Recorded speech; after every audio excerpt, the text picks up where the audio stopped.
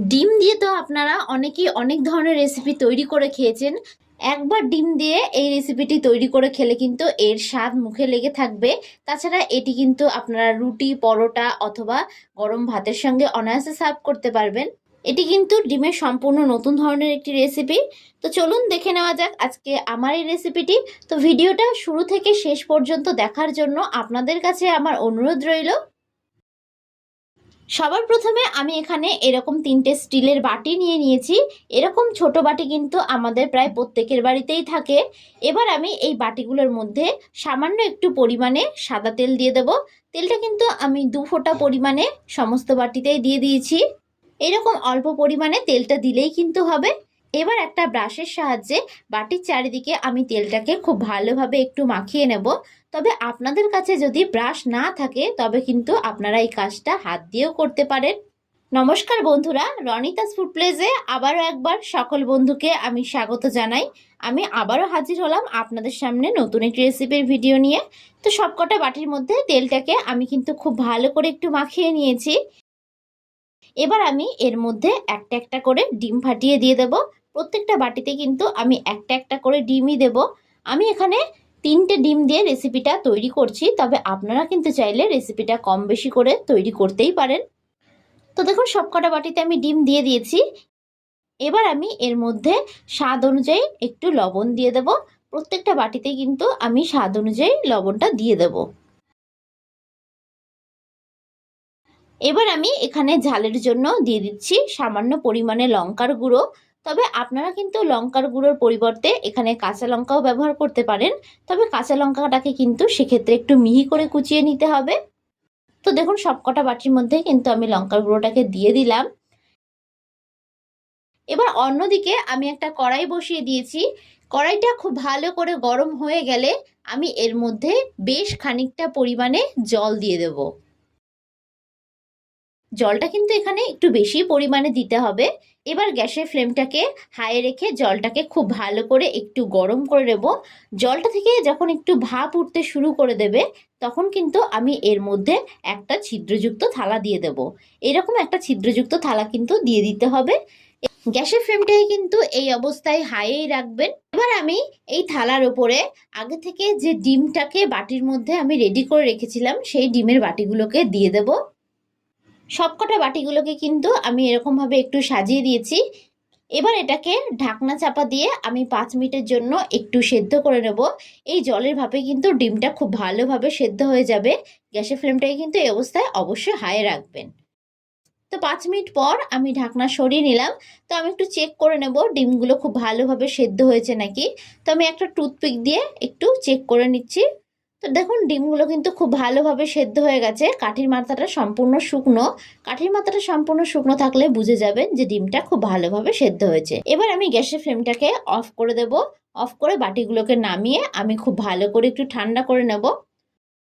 তো দেখুন এখানে আমি বাটিগুলোকে কিন্তু খুব ভালো করে একটু ঠান্ডা করে নিয়েছি। বাটিগুলোকে কিন্তু অবশ্যই একটু ঠান্ডা করে নিতে হবে।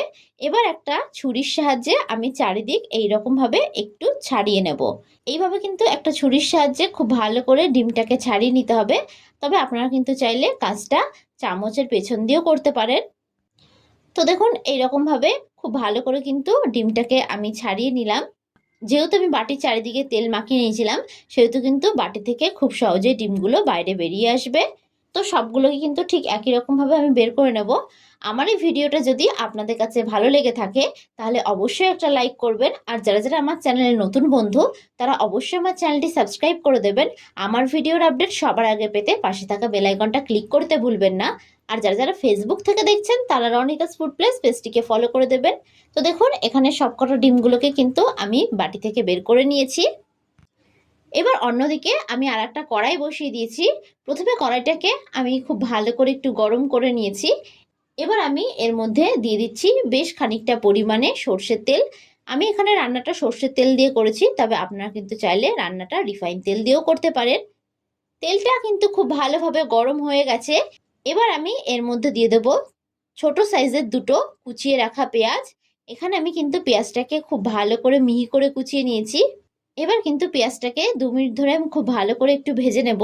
হালকা লাল করে কিন্তু পেঁয়াজটাকে একটু ভেজে নিতে হবে। আমি খুব ভালো করে পেঁয়াজটাকে নাড়াচাড়া করে কিন্তু ভেজে নিয়েছি। তো দেখুন পেঁয়াজে কিন্তু কালার ধরতে শুরু করে দিয়েছে। এই পর্যায়ে আমি এর মধ্যে অ্যাড করে দিচ্ছি টমেটো। এখানে আমি টমেটোটাকে ছোট ছোট টুকরো করে কেটে নিয়েছি। এবার আমি এর মধ্যে ঝালের জন্য অ্যাড করে দিলাম কাঁচা লঙ্কা। এখানে আমি 4টে কাঁচা লঙ্কাকে মাঝখান থেকে একটু চিড়ে দিয়েছি। ঝালটা কিন্তু এখানে অবশ্যই আপনারা যে যতটা খেতে পছন্দ করবেন সেই অনুযায়ী দেবেন।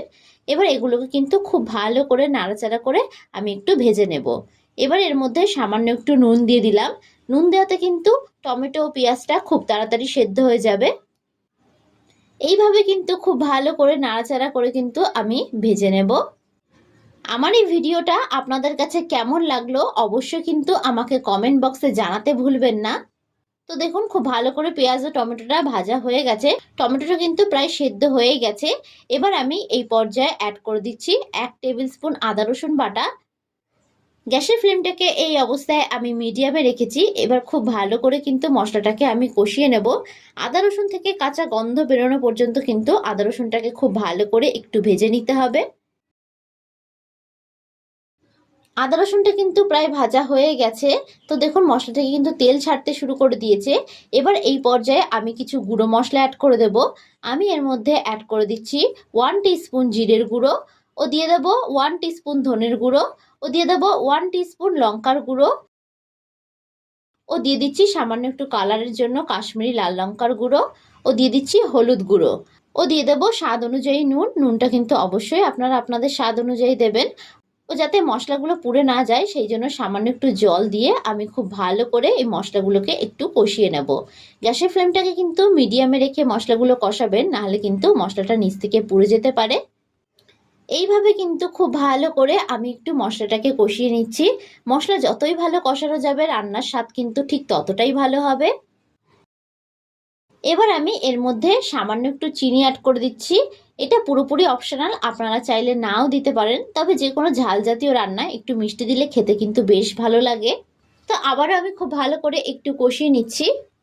এই রেসিপিটা কিন্তু আপনারা দুপুরবেলায় গরম ভাত, রুটি, পরোটার সঙ্গে অনায়াসে সার্ভ করতে পারবেন। আর একবার এই রেসিপিটা খেলে কিন্তু বারবার খেতে মন চাইবে। মশলা থেকে তেলটা আলাদা হওয়া পর্যন্ত কিন্তু খুব ভালো করে কষিয়ে নিতে হবে। মশলা থেকে যখন তেলটা সম্পূর্ণ আলাদা হয়ে যাবে তখনই বুঝে নেবেন যে মশলাটা কিন্তু খুব ভালো করে কষানো হয়ে গেছে। তো দেখুন এখানে কিন্তু আমার মশলাটা খুব ভালো করে কষানো হয়ে গেছে। এবার আমি এর মধ্যে পরিমাণ মতন জল অ্যাড করে দেব। আপনারা এখানে যে যতটা গ্রেভি খেতে পছন্দ করবেন সেই অনুযায়ী কিন্তু জলের ব্যবহার করবেন। তবে আমি এখানে কিন্তু খুব বেশি পরিমাণে জল অ্যাড করিনি। এবার আমি এটাকে খুব ভালো করে একটু ফুটিয়ে নেব। গ্যাসের ফ্লেমটাকে কিন্তু আমি এই অবস্থায় একটু হাই করে দিলাম। তো দেখুন ঝোলটা কিন্তু খুব ভালো করে ফুটে এসেছে। এবার আমি এর মধ্যে আগে থেকে ভাপিয়ে রাখা ডিমগুলো দিয়ে দেব। সবকটা ডিম আমি দিয়ে দিলাম। এবার গ্যাসের ফ্লেমটাকে মিডিয়ামে রেখে আমি ঢাকনা চাপা দিয়ে দেব 2 মিনিটের জন্য। এতে করে কিন্তু ডিমের মধ্যে সমস্ত মশলাটা খুব ভালো করে ঢুকে যাবে। তো ডিমটা খেতেও বেশ ভালো লাগবে। তো 2 মিনিট পর আমি ঢাকনা সরিয়ে নিলাম। এবার আমি এর মধ্যে অ্যাড করে দিচ্ছি গরম মশলার গুঁড়ো। গরম মশলার গুঁড়োটা দিয়ে আমি একটু ফুটিয়ে নেব। ভিডিওটা ভালো লাগলে লাইক, কমেন্ট আর চ্যানেলটি সাবস্ক্রাইব করতে ভুলবেন না। আর যারা যারা ফেসবুক থেকে দেখছেন তারা রনিতাস ফুড প্লেস পেজটিকে ফলো করে দেবেন। তো ভিডিওটা শেষ পর্যন্ত দেখার জন্য আপনাদেরকে আমি অসংখ্য ধন্যবাদ জানাই। এবার এটা কিন্তু সম্পূর্ণ রেডি হয়ে গেছে। এবার এটাকে অন্য একটি পাত্রে আমি নামিয়ে নেব। তো দেখুন খুব সুন্দরভাবে তৈরি হয়ে গেল আমাদের ডিমের এই রেসিপিটি। এই রেসিপিটি কিন্তু বাড়ির বাচ্চা থেকে বড়রা সকলেই খুব পছন্দ করবে। আর একবার আপনাদের কাছে আমার রিকোয়েস্ট থাকলো এই রেসিপিটা বাড়িতে তৈরি করার জন্য। তো আজকের মতন আমি বিদায় জানালাম। আবারও হাজির হব আপনাদের সামনে নতুন একটি রেসিপির ভিডিও নিয়ে। তো আশা করি আপনারা সকলে ভালো থাকবেন, সুস্থ থাকবেন। ধন্যবাদ।